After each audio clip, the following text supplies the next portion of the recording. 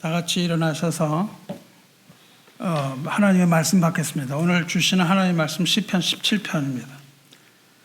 시편 17편 구약성경 811쪽 1절로부터 3절까지 교독합니다. 여호와여 의의 호소를 들으소서. 나의 울부짖음에 주의하소서. 거짓되지 아니한 입술에서 나오는 나의 기도에 귀를 기울이소서.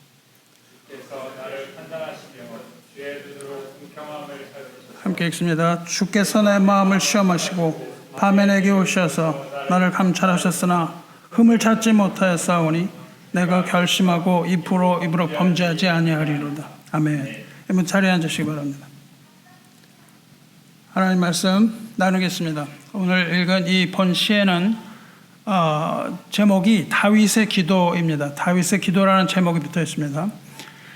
다윗은 항상 하나님께 간구하는 사람이었습니다. 만일 다윗이 기도의 사람이 아니었더라면 하나님의 마음에 합한 자가 될 수 없었을 것이며 이와 같은 시편의 기도의 고백을 할 수도 없었을 것입니다. 우리가 알고 있는 다른 시에 다윗의 기도가 많이 나옵니다. 그런데 다른 시에는 기도 외에도 다른 것들이 많이 들어있어요. 다른 요소들이 많이 들어있지만은 이 시편은 온전히 처음부터 끝까지 다윗의 기도문입니다. 15절로 된 이 시편 17편 전체가 다윗의 기도입니다. 특히 이 시는 탄식과 탄원의 기도시예요. 다윗은 불같은 시험과 위험한 순간에 직면했을 때 이렇게 기도합니다. 일촉즉발의 위험한 순간, 이 순간에 하나님께 탄원하는 기도를 드립니다. 이것을 살펴보고 기도의 모범으로 삼으시기 바랍니다. 1절 보시면 여호와여 의의 호소를 들으소서. 나의 울부짖음에 주의하소서. 거짓되지 아니한 입술에서 나오는 나의 기도에 귀를 기울이소서. 이렇게 기도합니다. 다윗은요 지금 목숨이 왔다 갔다 하는 아주 위태한 그런 상황입니다. 다윗을 죽이려고 사울 왕이 군대를 일으켜서 추격하고 있는 그 순간이기 때문에 그래요. 신학자들은 이 시가 사무엘상 23장에 나오는 그 사울의 다윗 추격 사건을 이 배경으로 보고 있습니다. 사울은 첫 번째 왕이었죠. 그런데 다윗이 골리앗도 죽이고 뭐 이렇게 하는 일 가운데 백성들의 지지를 받아요.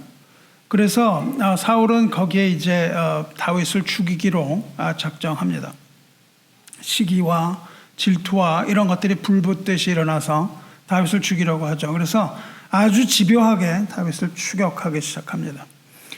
이 추격하는 장면이 사무엘상에 잘 기록이 되어 있는데 사무엘상 19장에서 시작이 돼요. 그래가지고 이게 어디까지 가냐면 31장까지 갑니다. 19장부터 31장까지 마지막 31장이 뭐냐면 사울이 전사해요. 사울이 죽을 때까지 다윗을 죽이려고 했다 그 말입니다.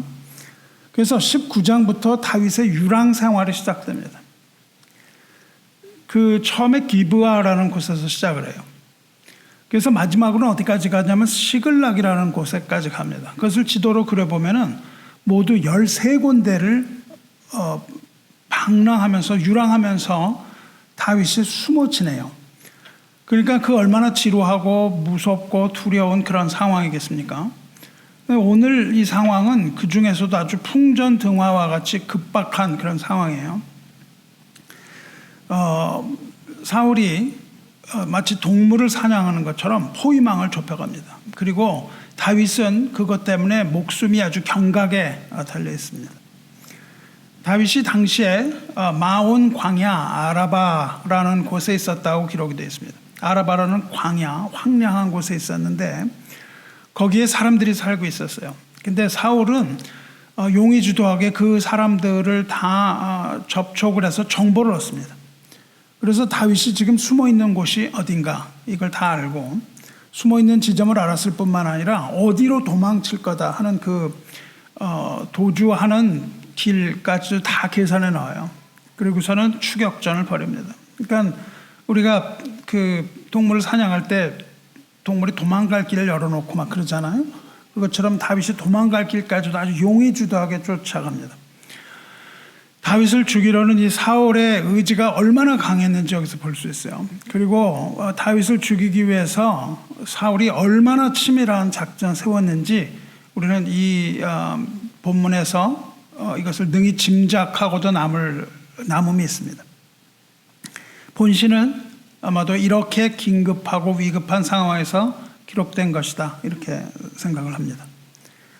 이렇게 아주 그냥 급박한 이러한 상황 가운데, 그런 현실 가운데 다윗은 하나님께 기도합니다. 여호와여, 의의 호소를 들으소서, 나의 울부짖음에 주의하소서, 거짓되지 아니한 입술에서 나오는 나의 기도에 귀를 기울여서, 이렇게 기도해요. 여기 지금 이 기도가 이렇게 시작되는데 다윗에게 있어서 가장 중요한 기도의 제목이 뭐예요? 여기서 가장 중요한 기도의 제목은요, 하나님께서 자기의 기도에 귀를 기울여 주실 것을 간절히 구하고 있어요. 들어달라는 거죠. 이렇게 계속되는 고난 가운데서 다윗은 심히 마음이 상한 자가 되었죠. 아주 마음이 상한, 그런 심령이 상한 자의 기도입니다. 다른 시편에서 다윗은요, 악인은 인자를 베풀지 않는다, 그렇게 이야기를 합니다. 악인은 인자를 베풀 일을 생각하지 아니하며 오히려 마음이 상한 자를 핍박하여 죽이려 한다, 이렇게 얘기합니다. 그러니까 사울에 대한 얘기죠. 사울이 불쌍히 여기지 않고 오히려 마음이 내가 상했는데, 마음이 상해서 이제 일어날 수도 없는데 나를 핍박하고 죽이려 했습니다, 이렇게 이야기를 하죠. 그리고 또 다른 다윗의 시편에서 뭐라고 얘기하냐면, 여호와는 마음이 상한 자를 가까이 하시고 충심으로 통회하는 자를 구원하시는도다, 이렇게 기도합니다. 이렇게 고백을 합니다. 그러니까 다윗의 모든 그 경험으로부터 무엇을 알았느냐 하면, 하나님은 마음이 상한 자를 가까이 하신다. 그리고 진심으로 충심으로 통회하는 자를 하나님께서 건지신다, 이 고백을 해요. 그것은 다윗의 여러 차례에 걸친 고백입니다. 경험에서 오는 고백입니다. 이 악한 세상에서 핍박을 받고 심지어 죽음의 문전에 다다랐을 때에 다윗은 마음이 상한 심령이 됐죠. 그래서 그 마음이 상한 심령이 된 가운데 심판주께서 그 귀를 여시고 이 다윗이 드리는 탄원의 그 목소리를 들어주실 것, 이것을 간절히 바라면서 기도하는 거예요. 그러니까 마음이 상한 자가 드리는 기도입니다. 만일 다윗의 마음이 그렇게 상하였다 할지라도, 만일 하나님께서 듣기만 한다면, 하나님이 들으시기만 한다면 이 비틀어지고 뒤틀린 이 모든 것을 다 바로잡아 주실 것이다, 이런 믿음을 가진 거죠. 그 믿음을 가지고 하나님께 기도합니다. 그래서 다윗은 세 가지 제목으로, 지금 1절에 세 가지 제목으로 기도의 문을 열어요. 근데 그 세 가지 제목 모두가 다 자기의 기도를 들어달라, 이겁니다. 근데 기도를 들어달라는 말을 3번 반복합니다. 그러니까 3번이라는 건 완전 수잖아요. 그러니까 이걸 그냥 완벽히 하나님 들어주실 것을 온 마음으로 기도했다, 그 말입니다. 그 세 가지 제목이 뭐예요?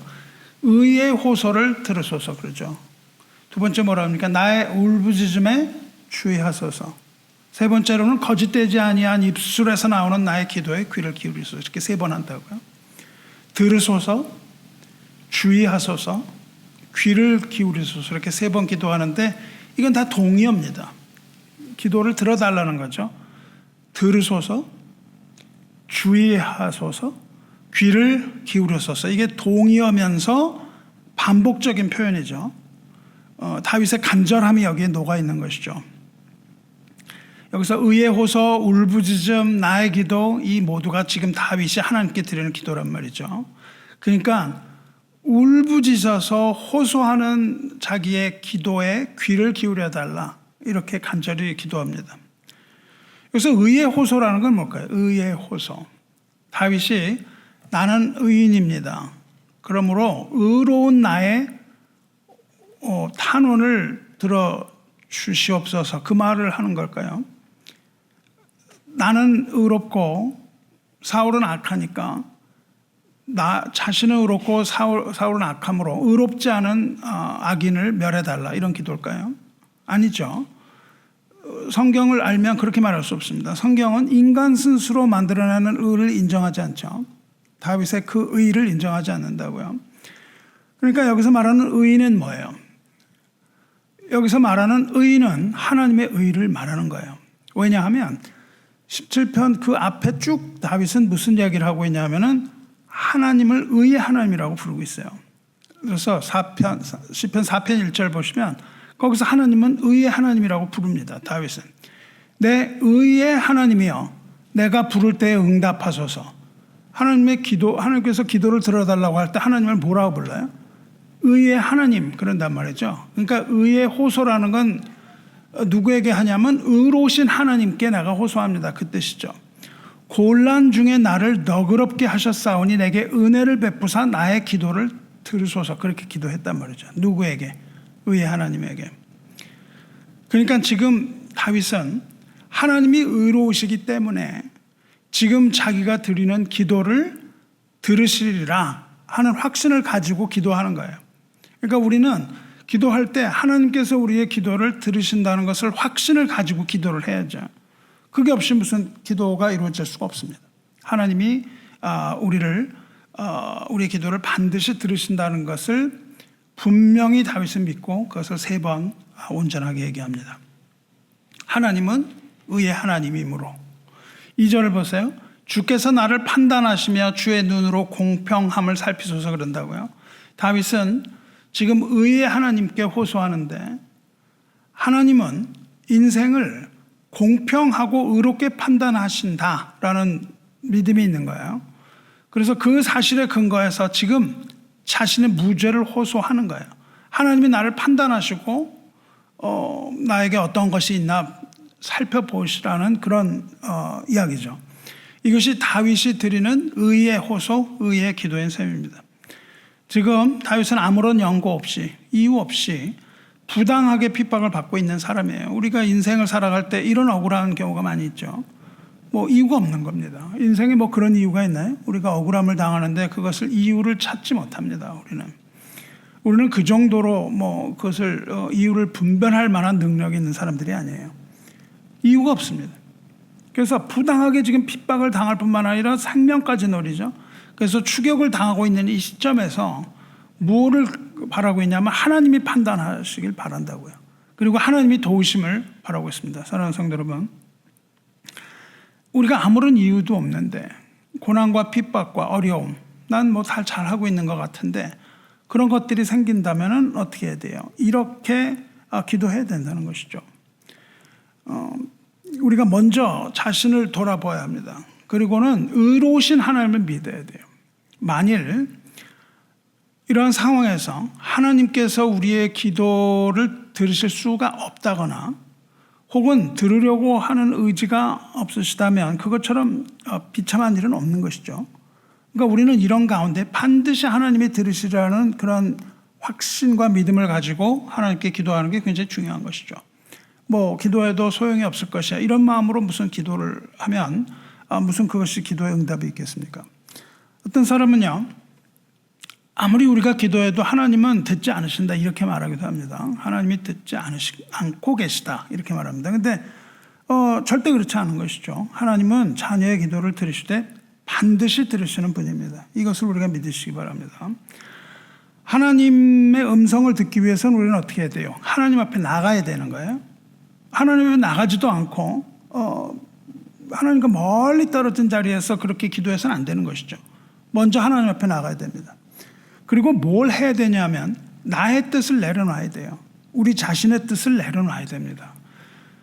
내 뜻을 내려놓고 그리고 하나님 앞에 나아가야 돼요. 내 뜻을 내려놓고 하나님의 속죄소 앞에 나가야 합니다. 나의 뜻을 가지고는 하나님의 속죄소 앞에 나아갈 수가 없어요. 그래서 우리는 그 속죄소 앞에 나아가서 거기서 하나님의 말씀을 들어야 합니다. 우리의 죄가 가로막기 때문에 거기에 나갈 수가 없는 것이죠. 그래서 우리는 먼저 자신을 돌아보고 우리의 뜻을 내려놓고 하나님의 보좌 앞에 나가야 되는 것이죠. 하나님께서 기도의 응답이 없는 것처럼 보여도 우리의 간구를 듣지 않으시는 게 아니에요. 우리가 착각을 하면 안 됩니다. 우리가 보통 하나님의 우리 기도를 듣지 않으셔 이렇게 말하는 것은 착각이에요. 하나님께서 우리의 간구를 듣지 않으시는 것이 아니라 우리가 하나님의 말씀을 듣지 않는 거예요. 우리는 하나님의 말씀을 하나님께서 우리 기도 응답해 주시길 바랄 때 우리가 먼저 하나님의 말씀을 들어야 되는 거예요. 우리가 듣지 않으면서 무슨 하나님이 우리의 응답을 받아 주시기를 그렇게 바라겠습니까? 그래서 우리는 먼저 하나님의 말씀 듣고 주님의 판단에 맡기는 겁니다. 주님의 판단을 바라고 하나님의 공평하심을 우리는 맡기는 거예요. 선하신 하나님이 공평하게 판단하실 것을 우리는 믿습니다. 그래서 우리의 마음을 주님 앞에 내려놓아야 돼요. 그리고 주께서 우리를 살피시도록 해야 됩니다. 내가 하나님을 살피는 것이 아니라 하나님이 우리를 살피셔야 돼요. 하나님이 우리에게 말씀하시는 것을 먼저 들어야 돼요. 그리고 나의 이야기를 해야 되는 것이죠. 그렇게 해서 우리는 말씀하시는 하나님의 음성을 들어야 되는 거예요. 이게 기도의 철칙의 넘버 1입니다. 우리의 얘기를 하기 이전에. 그리고 우리는 자신을 돌아봐야 돼요. 하나님의 판단에 자신을 돌아보고 우리에게 잘못된 것, 우리가 비틀어진 어떤 것, 이것들을 바로 잡고 그리고 하나님 앞에 부르짖어서 기도하는 거죠. 그래야 그것이 의의 호소가 되는 거예요. 그리고 그것이 거짓되지 아니한 입술에서 나오는 기도가 된다는 겁니다. 우리가 하나님 앞에 나가기 위해서 우리가 필요한 게 뭐예요? 의로움입니다. 의로움. 우리가 의롭지도 않은데 어떻게 의의 호소를 들으소서 이렇게 기도할 수 있겠습니까? 우리는 반드시 의로운 자가 돼야 하나님 앞에 의의 호소를 드립니다. 그것이 나의 것이 아니라는 건 분명하죠. 우리가 죄와 허물 가운데서 드리는 기도가 어떻게 응답이 되겠습니까? 그것을 해결하고 나가야 돼요. 자, 이제부터 우리가 귀를 기울여서 오늘 다윗의 이 기도에서 배우기를 원합니다. 그리고 하나님께서 들으시는 의의 기도를 하나님께 드리시기 바라요. 첫째로 의의 호소로서 기도한다고 했어요. 우리는 먼저 하나님 앞에서 의라는 것은 옳다는 거예요. 하나님 앞에서 올바른 기도를 할 수 있어야 합니다. 왜냐하면 의로우신 재판장이신 하나님께서는 결코 의인의 기도를 물리치지 않는다고 하셨기 때문입니다. 그리고 의인의 간구를 저버리지 않으시기 때문입니다. 우리의 마음에 거리낌이 있는데 어떻게 하나님 앞에 나아가겠습니까? 우리가 죄에서 벗어나지 못하면서 어떻게 하나님께 구할 수 있겠습니까? 그런 기도를 하나님이 들으시겠습니까? 그러므로 우리는 먼저 죄를 버린 후에 기도해야 된다 이것이죠. 의의 호소를 드려야 되는 거예요. 그러면 우리가 그 의의 호소를 어떻게 드릴 수 있다는 거예요? 우리에게 잘못이 있는데, 우리에게 죄가 있는데, 그렇다면 하나님 앞에 절대 나갈 수 없는 그런 자냐 그 말이에요. 우리에게 잘못이 있다면, 우리가 죄를 지었다면 우린 기도하지 말아야 될까요? 그렇지 않죠. 그렇지 않습니다. 우리는 그럴수록 더욱 기도해야 되는 것이죠. 우리가 죄의 사슬에 빠져서 허우적거릴 때, 또 우리가 형제와 화목하지 못하고 미움의 늪에 빠졌다 할지라도, 혹은 욕심이나 불신앙 이런 것 때문에 좌절하고 절망할 때라도 우리는 더욱 간절히 기도해야 돼요. 죄의 사슬에 빠져서 허우적거릴 때, 형제와 화목하지 못하고 미움의 늪에 빠졌을 때, 욕심이나 불신앙 때문에 좌절하고 절망했을 때 우리는 나갈 수 있는 의의 상태가 못 되죠. 그런데 어떻게 우리가 하나님 앞에서 기도를 하냔 말이죠. 그러나 여기서 우리는 더욱 간절히 나갈 수 있다는 것을 압니다. 왜요? 거기서 의는 우리의 의가 아니기 때문에 그렇습니다. 우리는 하나님의 의로우심에 매달려서 간구할 수 있는 거예요. 이것이 하나님의 자녀에게 주어진 특권입니다. 하나님의 의에, 내가 비록 의롭지 못한다 할지라도 하나님의 의를 의지해서 나가는 거예요. 로마서 1장 17절에 뭐라 그럽니까? 복음에는 하나님의 의가 나타나서 믿음으로 믿음에 이르게 하나니. 그렇죠? 하나님의 의가 복음 안에 있어요. 그리고 복음을 믿는 자에게 무엇이 주어집니까? 믿음에서 믿음으로 이르게 되는 것입니다. 그래서 기록된 바 의는 오직 의는 믿음으로 말미암아 살리라 함과 같은 이렇게 말씀하시죠. 우리가 하나님 앞에 나갈 수 있는 것은 하나님의 의 때문에 그래요. 그리고 하나님의 의는 어디서 나타나요? 복음에 나타납니다. 복음이라는 건 뭘 말합니까? 예수 그리스도께서 희생 제물로 죽으심으로 우리가 하나님 앞에 나갈 수 있음, 이걸 말하잖아요. 그게 하나님의 의거든요. 그러니까 우리는 하나님의 의에 의지해서 복음 안에서 믿음으로 기도할 수가 있는 겁니다. 비록 우리의 상태가 그런 의로운 상태가 아니라 할지라도 우리는 그렇게 나갈 수 있는 거예요. 거기에 누가 필요한 겁니까? 중보자이신 그리스도가 필요한 겁니다. 그래서 우리는 하나님 그리스도 예수의 의로움을 의지하여 기도하오니 의인의 호소를 들으소서, 이렇게 기도할 수 있는 거예요. 우리가 기도할 수 있는 근거는 뭐예요? 의로우신 예수의 피를 믿는 믿음으로 우리는 의인이 되고 우리는 의의 호소를 드릴 그러한 자격을 부여받았다. 이것이 하나님의 자녀의 특권이라고 이렇게 기도하시기 바랍니다. 긍휼이 풍성하신 하나님께서는 그 아들의 피를 보시고 그리스도 안에 있는 자, 그리스도 안에 있는 자의 그 의의 호소가 드리는 그 의의 호소를 들으시는 겁니다. 마음이 상한 심령이 얼마나 의롭겠습니까? 우리는 마음이 상했지만은 마음이 상한 그대로 우리의 모습 그대로 하나님 앞에 나와 기도할 수 있고 있지만 무엇으로 기도하냐면은 의이신 예수 그리스도의 이름으로 나가는 겁니다. 이것이 우리가 오늘 시에서 배우는 첫 번째입니다. 기도는 예수 그리스도의 이름으로 아버지께 나가 드리는 것이죠. 그 기도가 응답받는 기도입니다. 두 번째로는 뭐죠? 나의 울부짖음에 주의하소서. 두 번째로는 부르짖어 기도하라고 되어 있습니다. 여기서 울부짖음이라는 건요, ringing cry, ring, 귀를 울리는 겁니다. 우리가 부르짖을 때 귀를 울리는 거예요. 하나님의 귀를 울리는 울음소리입니다. 다윗은 지금 얼마나 열심히 간절하게 지금 간구하고 있습니까? 그냥 입으로만 우물우물 하는 것이 아니라 마음 깊은 곳으로부터 나오는 그 눈물을 흘리면서 죄를 회개하면서 애통하는 마음으로 강청하는 기도를 드리고 있다고요. 누가 이렇게 부르짖는 기도, 이런 기도를 저지할 수 있습니까? 이걸 누가 제어할 수 있습니까? 이걸 못하게 할 수 있어요? 없습니다. 애통하는 자는 복이 있나니 위로를 받을 것입니다. 그리고 위로받는 것은 애통하는 자에게 주어지는 것이죠. 우리가 진정한 마음으로 하나님께 드리는 거예요. 애통하며 부르짖는 기도는 바위를 녹이는 기도입니다. 정녕 그 보좌에 앉으신 아버지의 마음을 움직이는 그런 기도라고요. 이렇게 울부짖는 기도. 이와 같이 바위를 녹이고 하나님의 마음을 움직이는 이러한 기도로서 하나님 앞에 부르짖으시기 바라요. 우리가 언제부터 울었죠? 태어나면서부터 울었습니다. 일단 태어나면서 울지 않으면 억지로라도 울렸죠. 우리는 태어나면서 울었어요. 그러면서 자라면서도 계속해서 우리는 울었다고요.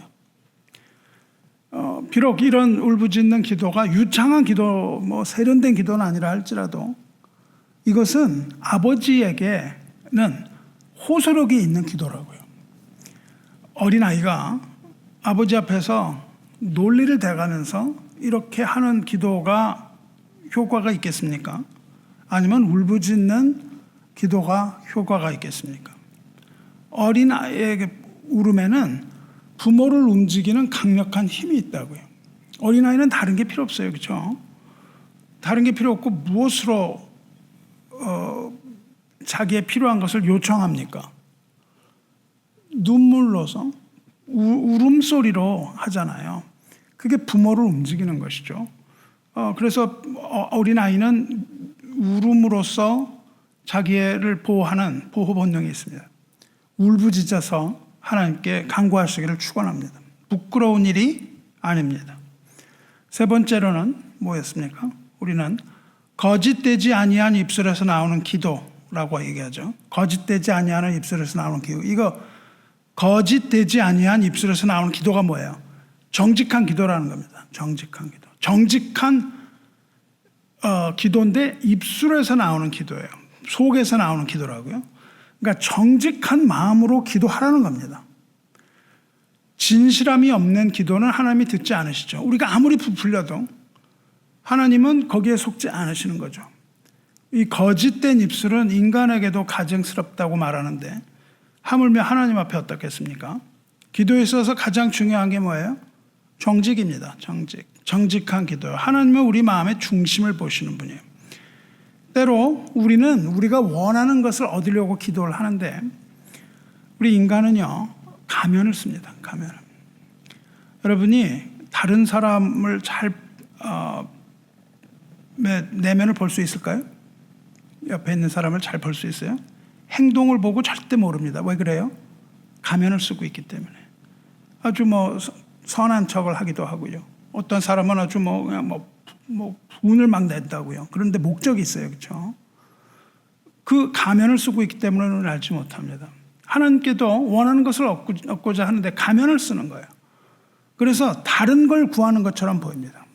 여호와는 광대하시니 여호와의 집에 머무는 자는 이러고 기도를 하는 거예요. 근데 내가 원하는 건 그게 아니었습니다. 나는 어떤 이런 것들, 조그만 거 내 삶에 이런 걸 원했는데 기도에 들고 나오는 건 뭐예요? 여호와는 광대하시니 광대한 집에 머무시고 이러면서 기도하는 거죠. 그렇게 해서는 안 되는 것이죠. 가면을 쓰고 우리가 기도를 해서는 안 되는 겁니다. 이런 거는 하나님 앞에 통하지 않는 거예요. 우리는 가면 뒤에 것을 볼 수 없으나 하나님께서는 가면 뒤에 우리의 중심을 보시는 분이잖아요. 이런 건 하나님께 통하지 않습니다. 우리가 하나님을 속이는 기도는요, 손으로 달을 끄집어내려는 것 같은 거예요. 손을 뻗어서 달을 끄집어낼 것 같은데 그게 오겠습니까? 또 그물을 쳐갖고 해를 잡으려는 것과 같은 거죠. 이게 있을 수 없는 일입니다. 하나님은 속지 않으시고 하나님은 만홀히 여김을 받지 않으십니다. 하나님을 속이려고 하면 먼저 누굴 속이냐면 나를 속이는 겁니다. 하나님을 속이는 자는 자신을 속이는 자는 거죠. 자신을 속이지 마시기 바랍니다. 우리 기도는요, 그 기도 자체에 어떤 큰 가치가 있는 게 아니에요. 거창한 기도, 우리가 아무리 그냥 하나님의 영광을 얘기하고 이렇게 하더라도 그것이 정말 우리 마음속에 우러나오는 그런 것인지 살펴봐야 되고, 그 다음에 이것이 도대체 어떤 가치가 있는 것인가를 봐야 돼요. 우리가 드리는 그 기도는요, 어떤 특별한 가치가 있는 거 아니에요. 조그맣고 보잘것없습니다. 우리가 드리는 기도는. 그런데 하나님께서는 그리스도 안에서 드리는 그 조그만 기도, 작지만 정직한 기도를 하나님이 귀하게 여기신다고요. 우리의 정직함을 가지고 원하는 걸 그냥 얘기하는 거예요. 그렇죠? 아버지한테 이런 거 조그만 거 하나 얻으려고 그러는데 아버지는 오늘 너무너무 잘생기셨고 이런 얘기 할 필요가 없잖아요. 그런 걸 자꾸 하는 게 아닙니다. 그게 아니고 우리는 정직한 기도를 드려야 됩니다. 정직하고 마음을 연 그런 기도에 하나님께서 귀를 기울이신다 그거죠. 그래서 우리는 정직으로 기도하며 그 기도에 귀를 기울여 달라고 간구하시기 바라요. 그리스도의 의에 의지하여. 두 번째로 뭐예요? 간절한 마음으로 정직하게 드리는 기도가 오늘 1절에서 우리가 배우는 겁니다. 이것이 바로 응답받는 기도의 비결인 것을 우리가 알았어요. 이러한 기도를 통해서 이것을 배워서 응답받는 기도의 용사 되시기를 주님의 이름으로 축원합니다. 다윗은요, 지금 똑같은 걸 3번 반복했어요. 그렇죠? 하지만 이것은 중언부언하는 기도가 아니에요. 중언부언하는 기도란 무엇이냐 하면 믿음이 없이 정직하지 않은 헛된 생각을 하나님 앞에 계속해서 늘어놓는 것을 중언부언하는 기도라고 말해요. 기도를 반복하는 것은 헛된 일이 아닙니다. 믿음으로 한다면 반복하는 기도가 미신도 아닙니다. 어떤 사람은 그러죠. 기도 뭐 한 번 했으면 끝났지 뭘 그렇게 믿음이 없이 그러냐 그렇게 말하는데 절대 그렇지 않습니다. 간절한데 어떻게 그럴 수 있어요? 우리는 계속 이렇게 기도를 하는데 이건 마치 뭐와 같으냐면요. 우리가 못을 박을 때요. 어떻게 해요? 이 못을 고정시키고 깊이 박기 위해서 어떻게 합니까? 망치로 계속해서 때리잖아요. 못이 박힐 때까지 그냥 망치를 때립니다. 그렇죠? 그런 것과 마찬가지입니다. 그 옛날에는 길에 거지가 많았는데 거지가 구걸할 때 문 한 번 땅 두드리고 가는 거 보셨습니까? 없습니다. 거지가 어떻게 구걸을 할 때 문을 어떻게 두드려요? 주인이 나올 때까지 문을 두드리는 거지가 밥을 먹는 겁니다. 한 번 두드리고 간 사람은 먹지 못하죠. 아이는 어때요? 울었는데 배가 고파서 울었는데 그냥 한 번 울고 그냥 먹을 게 안 들어와도 그만두나요? 그렇지 않죠. 아이가 어떻게 해요? 먹을 게 입속에 들어올 때까지 울음을 멈추지 않습니다. 두드려야 되는 거예요.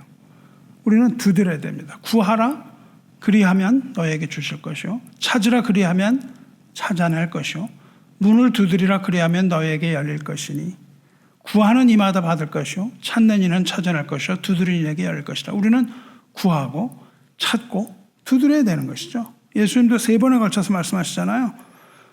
구하고 찾고 문을 두드리는 자에게 열리는 겁니다. 진실하고 정직함으로 우리는 하나님께 이렇게 간청하는 거예요. 단 하나님의 음성을 먼저 듣는 게 중요하다고 얘기했습니다.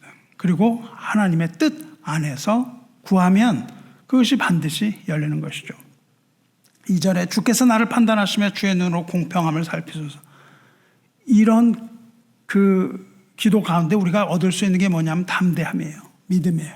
확신이에요. 하나님께서 우리를 판단해 주실 것을 구할 수가 있는 거예요. 가장 높은 곳에 계신 하나님께서 우리를 판단해 주실 것을 믿고 담대해질 수가 있는 겁니다. 어떤 경우에도 우리가 기도할 때 이렇게 담대해질 필요가 있어요. 담대한 마음으로 기도해야 됩니다. 담대함을 얻는 연습이 필요해요. 자기의 죄를 숨기고 의로운 척하면 안 되는 거죠.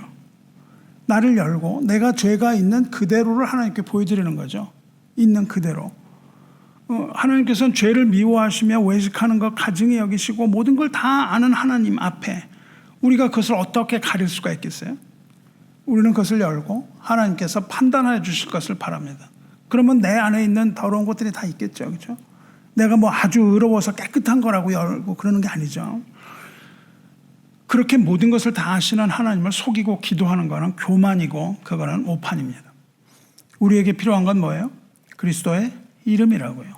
예수 그리스도의 이름으로 기도하면 응답을 받습니다. 내가 행할 것이라고 약속하셨거든요. 그래서 우리는 담대함을 얻을 수 있습니다. 주님께서 우리의 온전하고 영광스러운 그런 의가 되시면 우리는 지금이라도 심판이 시작되고 지옥이 그 문이 입을 연다 할지라도 지옥의 문이 우리를 삼키려고 한다 할지라도 우리는 두려워할 게 없습니다. 우리는 그 앞에서 담대함을 자랑하는 거예요. 그리스도의 이름으로 담대함을 얻는 것입니다. 우리가 지옥의 문 앞에서 담대할 수 있는 근거는 예수 그리스도의 이름밖에 없습니다. 그리고 심판주는 오직 하나님 한 분입니다. 우리는 이 세상으로부터 심판을 받을 수가 없어요. 받아서도 안 됩니다. 오직 하나님의 공평한 판단을 바라는 거예요. 그리고 우리 주님의 피와 주님의 의를 힘입어서 죄사함 받고 모든 억울함 이런 것들을 다 주님께 맡기는 겁니다. 그러면 주님께서 심판하시고 우리 있는 그 모습을 보시고 판단하십니다. 그리고 공평한 그 공의의 저울을 사용해서 심판하시는 것입니다. 우리에게 죄가 있고 없고가 문제가 아니고 우리가 구원받지 못하는 건 뭐예요? 죄를 지어서 구원받지 못하는 게 아니라 늘 말하듯이 용서받지 못했기 때문에 심판에 들어가는 것이거든요. 우리에게 죄가 주홍과 같을지라도 하나님께서 그 죄를 용서하심으로 우리가 하나님의 나라에 들어갈 수가 있는 겁니다. 그래서 우리는 있는 걸 그대로 보여드릴 수밖에 없습니다. 우리가 그 하나님 앞에 기도할 때 우리가 그리스도의 이름으로 기도할 때 하나님께서 하늘의 문을 여시는 거예요. 그리고 그때 주님께서 우리의 모든 것이 되는 것이고 주님의 피로 우리가 의롭다 함을 받는 거예요. 이게 원리입니다. 그러므로 우리는 두려워하지 않고 우리는 두려워할 필요도 없고 두려워해서는 안 됩니다. 담대해야 돼요. 이것이 재림을 믿는 예수님을 믿는 사람들의 마음 자세입니다. 기도는 담대함으로 드려야 돼요. 기도를 의심으로 드려서는 무슨 소용이 있겠습니까? 우리에게는 이렇게 기도할 때 우리에게는 부족함이 없는 거예요. 완전한 것이고 우리의 모든 죄가 다 사함을 받고 그 안에서 우리는 구원을 얻는 거예요. 이것을 뭐라 그러냐 하면은 하나님의 긍휼이라 그런다고요. 우리가 뭘 잘해서가 아니라 하나님이 우리를 불쌍히 여기심으로. 그래서 뭐라 그럽니까? 긍휼은 심판을 이기고 자랑하느니라 그런다고요. 하나님이 심판을 하시는데 심판과 긍휼이 싸우면 누가 이기냐 하면은 하나님의 불쌍히 여기심이 심판을 이기신대요. 이긴다고요. 그래서 그리스도 우리는 심판의 자리에 있지만 하나님의 긍휼하심으로 구원받는 겁니다. 그게 하나님의 은혜예요. 그리스도 예수 안에서 우리는 담대함을 얻고 하나님의 긍휼하심을 따라서 그 안에서 우리의 모든 걸 다 하나님께 맡기는 거예요. 이 모든 이 현실을 그냥 하나님께 다 맡겨요. 그러므로 우리의 모습을 하나님이 정직한 눈으로 바라보실 것을 우리는 기대하는 겁니다. 우리가 더럽다 할지라도 하나님의 의로운 눈이 우리를 바라보시는 거예요. 그리고 그 눈으로 우리를 판단하시는 겁니다. 공평하게 판단하시는 거예요. 그래서 주 안에서 우리가 바라는 모든 것이 다 이루어지는 겁니다. 우리가 죄인이라 할지라도 죄인임을 고백하는 죄인을 하나님은 의롭다 하시고 죄인이 아니라고 우기는 자를 보시고 하나님이 죄인이라고 말씀하시는 거거든요. 그러니까 둘 다 죄인입니다. 다 죄인이에요. 죄인 아닌 사람이 나는 뭐 깨끗하니까 나를 판단해 주세요. 이게 아니라니까요. 다윗 얘기로 다시 돌아가 볼게요. 다윗이 사울에게 쫓겼습니다. 그렇죠? 죽음의 현장까지 갔어요. 그걸 잘 보면 어떻게 되냐면요. 거기 큰 바위산이 있었어요. 바위산이. 근데 사울이 그 산의 한편으로 갑니다. 그리고 다윗이 그 다른 편으로 가요. 근데 다윗은 두려움을 느껴요. 그래서 급히 피하려고 합니다. 근데 사울은 다윗이 어떻게 할 거라는 것을 다 예측을 하고 있었다고 말씀드렸어요. 그래서 다윗은 사람들을 보냅니다. 그래서 다윗을 포위해서 포획을 하려고 합니다. 잡으려고 해요. 이때 기도를 한다고요. 다윗이 여호와의 의의 호소를 들으소서 나의 울부짖음에 주의하소서 거짓되지 아니한 입술에서 나오는 나의 기도의 귀를 이거 얼마나 간절하게 했겠어요. 지금 막 그냥 와서 자기를 포위해서. 그런데 그때 사울에게 급보가 날아와요. 블레셋 사람들이 침공한다. 대규모로 침공을 하는 거예요. 지금 다윗을 잡으려고 그러는데 뒤에서 대규모 군대가 들어와요. 근데 사울은 하나님의 사람이 아니었던 것이죠. 하나님의 사람이었으면 거기서 담대할 수 있었는데 다윗은 공포를 느낍니다. 그래서 모든 군대를 끌어가지고 이 블레셋 공격해오는 블레셋 군대를 막으러 가요. 그렇게 하기 위해서 사울은 다윗을 포기합니다. 다윗 쫓는 걸 포기해요. 그렇게 해서 다윗이 살아나요. 그런데 다윗이 나중에 이곳을 뭐라고 그러냐면 셀라 하마느 곳 그렇게 부릅니다. 셀라 하마느 곳. 그곳이 셀라 하마느 곳이다. 그 산을 가리켜서 셀라 하마느 곳이라 그래요. 그 뜻은 뭐냐면 the rock of separation. 분리의 바위예요. 사울에게서 나를 분리하셨다. 하나님이. 그 죽음으로부터 나를 떼어내셨다. 이런 거예요. 이게 바위산이에요.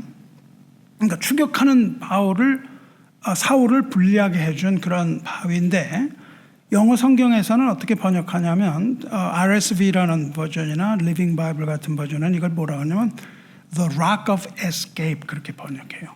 도피의 바위, 도망친 바위라고 합니다. 성도 여러분, 블레셋 군대가 다윗을 도우려고 왔을까요? 아닙니다. 다윗을 도우는 게 아니죠. 하지만 하나님은 그 블레셋 군대를 사용하십니다. 그러한 블레셋을 사용하셔서 어떻게 일을 꾸미셨나요? 다윗을 도망칠 수 있도록 하나님이 도우시는 하나님이에요. 세상의 것들을 다 하나님이 사용하셔서 우리를 도우시는 거예요. 세상의 악한 것들, 세상의 더러운 것들을 할지라도 하나님께서 이것을 합력하여 선을 이루게 하신다 그 말입니다. 그것이 로마서 8장 28절에 모든 것을 합력하여 선을 이루시는 하나님이에요. 성도 여러분, 다윗이 지금 무슨 일이 일어나는지 봤을까요? 못 봤습니다. 왜냐하면 이게 큰 산이었거든요. 다윗은 무슨 일이 일어나는지 알지를 못했어요. 그 뒤에서 사울에게 어떤 일이 일어나는지 알지 못했습니다. 그런데 하나님은 다윗이 보는 앞에서 일하셨나요? 아닙니다. 다윗이 보지 못하는 곳에서 일하고 계셨어요. 다윗이 보지 못하는 곳에서 구원의 역사를 이루셨잖아요. 우리는 하나님이 눈에 보이지 않아요. 그 바위 산에 가려서 보이지가 않습니다. 어떤 일이 일어나고 있는지 보이질 않아요. 그런데 하나님께서는 그 바위산 뒤에서 모든 일을 이루셨거든요. 우리는요, 우리 눈에 하나님이 보이지 않는다 할지라도 언제나 하나님을 신뢰할 수 있는 겁니다. 신실하신 하나님께서 그 바위산 뒤에서 일을 하신다고요. 그 바위산을 돌아서면 죽음입니다. 그렇죠? 근데 하나님은 그 지척에 있는 데서 일을 하시고 블레셋 군대를 일으켜서 사울로 하여금 도망치게 하십니다. 이 다윗의 간절한 기도가 하나님의 귀에 들린 거죠. 3번이나 하는 기도가 하나님에게 들립니다. 그리고 블레셋을 일으키셔서 하나님은 위기의 다윗을 구원하신 것이 내용입니다. 이것이 기도의 응답이죠. 기도의 응답입니다. 말씀 마치겠습니다. 그리스도 예수 안에서 예수 안에 있는 것이 의예요. 의로움입니다. 그 의에 의지해서 하나님께 눈물로 호소하며 그 정직한 호소를 들으실 것을 청하시기 바라요. 마음 깊은 곳에서 우러나는 이 간절함으로 기도해야 돼요. 우리가 정말 간절하면은 어찌 부르짖지 않을 수 있겠습니까? 우리가 평소에 교회도 안 나오지만은 어떻게 우리가 그렇게 급할 때 하나님 앞에 나와 보좌 앞에 나와서 기도하지 않을 수가 있겠어요? 정직한 입으로 주님의 뜻을 따라서 간청해야 돼요. 그리고 먼저 하나님의 음성을 들으시기 바랍니다. 예수 그리스도의 이름으로 아버지께 드리는 이 모든 기도에 힘이 있는 겁니다. 그것이 다 이루어질 것을 믿고 담대한 마음으로 모든 문제를 다 이기시기를 주님의 이름으로 축원합니다. 기도하겠습니다. 자비로우시며 은혜로우신 하나님 아버지, 다윗의 기도를 우리가 들었나이다. 믿음으로 이 기도를 들었나이다. 죽음의 기로에서 간절하게 여호와 찾는 다윗을 우리는 봅니다. 다윗이 기도함으로 하나님의 마음에 합한 자 되었던 것처럼 우리도 믿음으로 기도함으로 하나님의 마음에 합한 자 되게 하여 주시옵소서. 우리가 예수 그리스도의 이름으로 기도하면 그 어떤 것 하나도 땅에 떨어지지 않고 하나님의 보좌와 속죄소 앞에 이르게 될 줄 믿습니다. 예수 그리스도의 의를 의지하여 기도드리오니 우리의 기도를 들어주시옵소서. 아버지 앞에 부르짖는 간절한 기도를 외면하지 마시고 눈물로 드리는 의의 호소를 들어주시옵소서. 무엇보다도 정직한 마음 주셔서 하나님 앞에 정직한 자 되어 욕심이 아니라 진정한 믿음으로 아버지의 뜻을 따라 살며 쉬지 않고 기도하는 자 되어 아버지를 기쁘시게 하는 자녀 되게 하시옵소서. 우리 모든 것 다 주님께 드리오니 주께서 우리를 판단하시고 주님의 의로운 눈으로 돌아보시옵소서. 하나님의 속죄소 앞에 엎드리오니 우리의 교회와 성도를 긍휼히 여기시고 우리가 드리는 기도가 향연이 되어 주의 보좌에 이르게 하시옵소서. 공중 권세 잡은 자를 멸하시고 기도의 향기가 주님 앞에 상달되게 하시옵소서. 우리 주 예수 그리스도의 거룩하신 이름으로 기도드리옵나이다. 아멘.